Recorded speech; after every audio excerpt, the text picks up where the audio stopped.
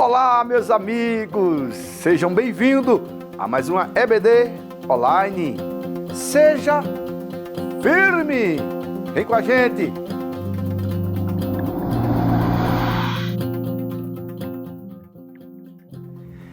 Meus queridos, amados irmãos, alunos, professores deste maior seminário teológico que é a nossa Escola Bíblica Dominical.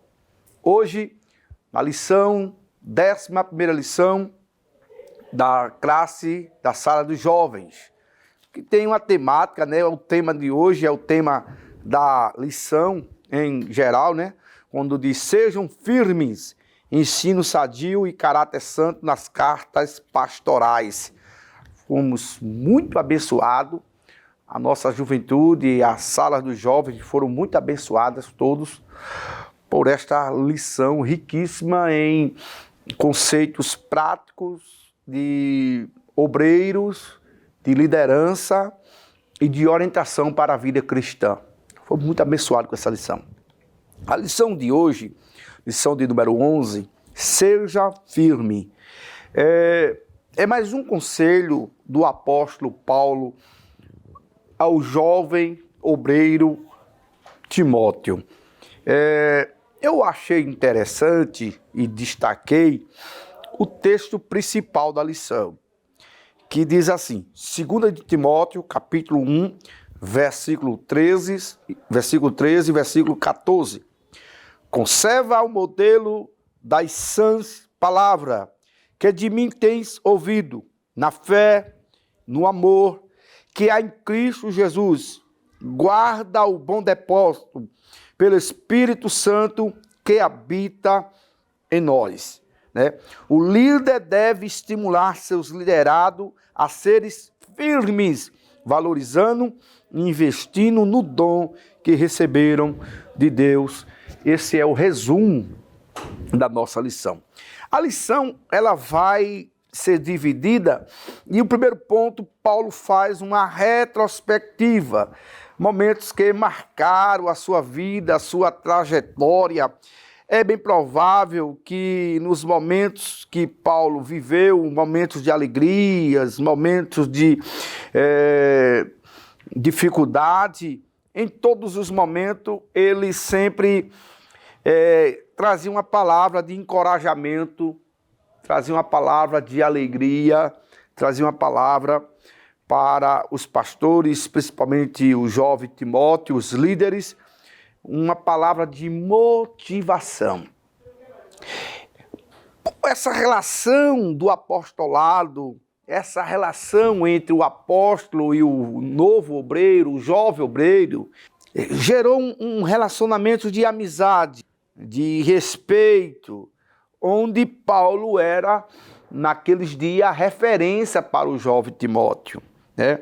E Timóteo servia a Paulo como se fosse um pai, e Paulo tratava ele como se ele fosse um filho, como diz Filipenses capítulo 2, verso de número 22.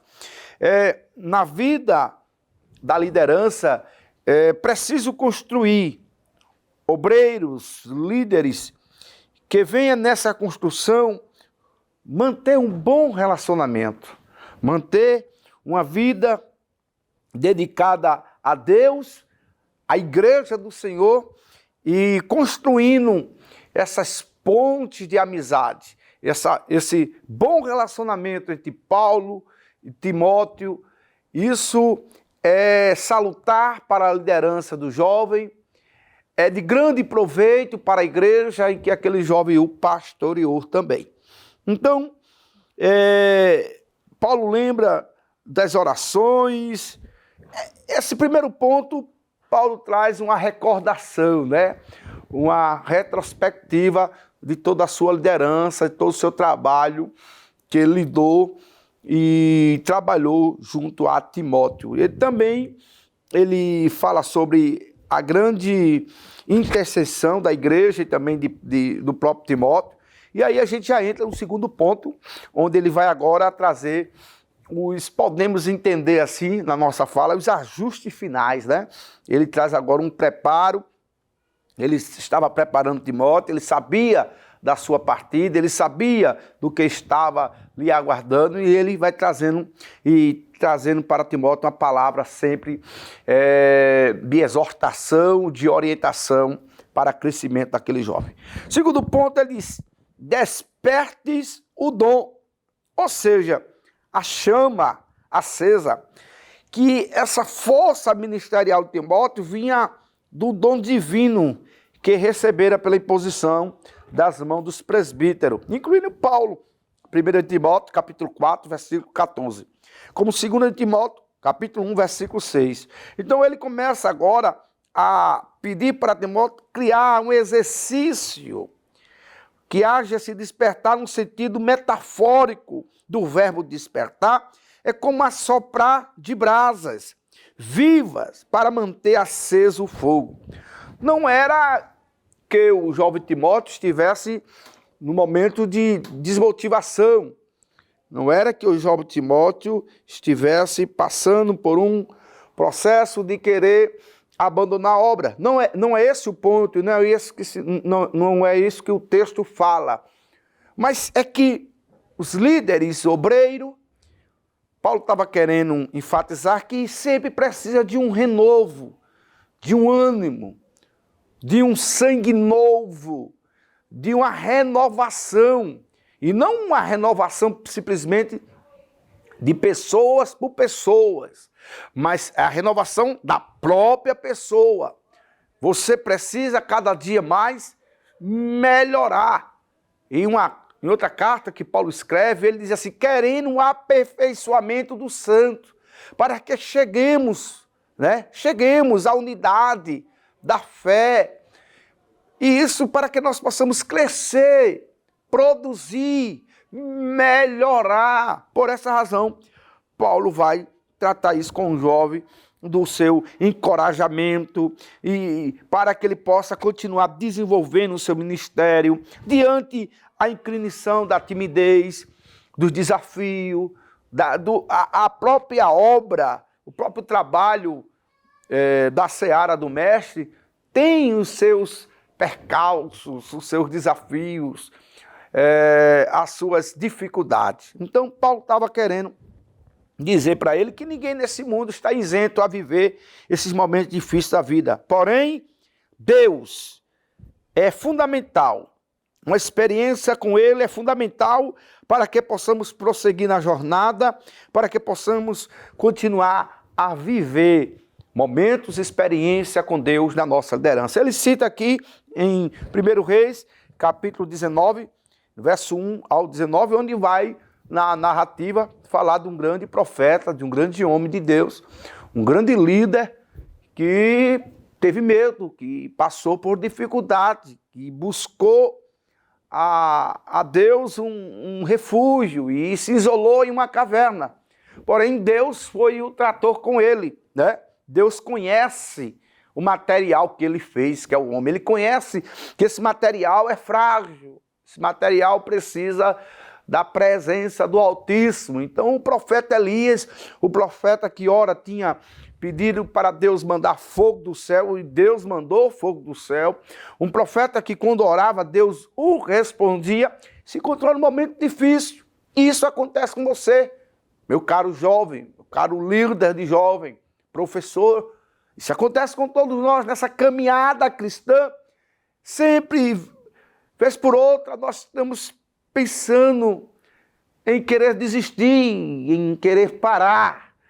E muitas vezes as motivações são insuficientes para prosseguir. E aí Deus conhece a gente, conhece em particular cada líder, e sempre traz uma palavra de graça, de encorajamento, de que haja em nós o despertar, o desenvolver para a obra do Senhor. Foi isso que ele fez com Elias, quando ele disse, o que é que isso faz aqui, rapaz? Bora, te levanta, tem olho aí, vai ungir o rei. Olha, tem olho aí, vai ungir o profeta que vai te suceder. Vai. Deus comissionou Elias no momento que Elias ia parar. Veja como Deus é. No momento que Elias vai pendurar a harpa, No momento que Elias vai desistir de tudo e pedir até a morte, Deus diz assim: eu tenho ainda uma caminhada, eu tenho ainda uma obra para você concluir. Então, essa palavra, Paulo estava exortando ao Timóteo, porque ele precisava saber que nem sempre as coisas iam continuar favorável. Porém, contudo, ele diz, segundo o texto de Levítico 6:12, que o fogo continuasse aceso. É preciso diariamente retirar as cinzas. É preciso diariamente remover as cinzas do altar para que possamos oferecer um sacrifício a Deus com lenha nova. Tirar um tempo devocional com Deus. Não simplesmente ler a lição ou a Bíblia para esboços, mas ler a Bíblia de forma devocional, de forma de criar esse hábito e uma relação pessoal com Deus. E é nisto que a lição fala. Nós precisamos ter esse momento para falar com Deus, cultivar uma vida de adoração, de serviço, para que possamos mantermos de forma espiritualmente forte, inabalável. É fato que o salmista tem uma expressão no Salmo 125, os que confiam no Senhor são como o monte de Sião, que não se abala, mas permanece para sempre. Então, precisa ter esse exercício, né, na nossa vocação, como diz Romanos capítulo 12, verso 4 ao 8. O terceiro ponto, para a gente fechar esta lição: não te envergonhe. Ou seja, a vida cristã, às vezes com um certo glamour, encantamento, principalmente por causa do crescimento do chamado. Esse mundo gospel, essa forte, né, que vem desse forte viés artístico, esse mercadológico, infelizmente algumas igrejas têm servido de palco para algumas pessoas se destacar, brilhar, aparecer. O evangelho com desprezo da vida cotidiana, simples, piedosa. Paulo estava dizendo assim: o importante é entender que nessa vida, nesse mundo, tem muito palco, tem muito aplauso, glamour, mas nós não fomos chamados por Deus para ser artista. Nós não fomos chamados para Deus para ser alguém do mundo gospel que venha acumular riqueza. Não, Deus nos chamou para tratar da sua palavra, para ser arauto dele, para trazer uma mensagem para esse mundo que está cada dia mais caminhando a passos largos para o abismo. Deus nos chamou para isso. E ele aí vai falar da sua, quando ele diz que a lição comenta, vivemos em uma sociedade que denomina-se plural, inclusiva, mas não tolera o que a gente pensa, se a gente pensa diferente. Então, Paulo já está preparando Timóteo para a diversidade, no campo das ideias, no campo das ideologias. E aí ele diz que ele é prisioneiro de Cristo, ele diz a Timóteo, ele fala da sua vida para aquele jovem pastor, ele diz que o jovem pastor também participasse das aflições do evangelho, ou seja, ele estava sendo ali naquele momento um dos maiores exemplos para aquele jovem pastor, com a sua vida, com o seu trabalho. E aí, sei em quem tenho crido. Nesse texto, ele faz uma declaração diante de tudo que ele está enfrentando, sofrendo, diante das mamorras romanas. Por algum tempo, provavelmente, incluiu ali a fria e escura prisão, né, que ele teve. O apóstolo agora fala do seu padecimento, ele fala de sua vida, porém, ele diz: sei que tenho crido. Eu tenho certeza em quem tenho crido, e eu sei que o meu Redentor vive, e por fim se levantará. Esta lição traz para nós uma mensagem de encorajamento, uma mensagem de motivação. Sejam firmes, porque sabemos que o Senhor está conosco todos os dias, até a consumação dos séculos. Deus abençoe, no nome de Jesus. Que o conhecimento é capaz de mudar a vida de quem lê, a gente já sabe. E que livro você pode comprar em qualquer livraria.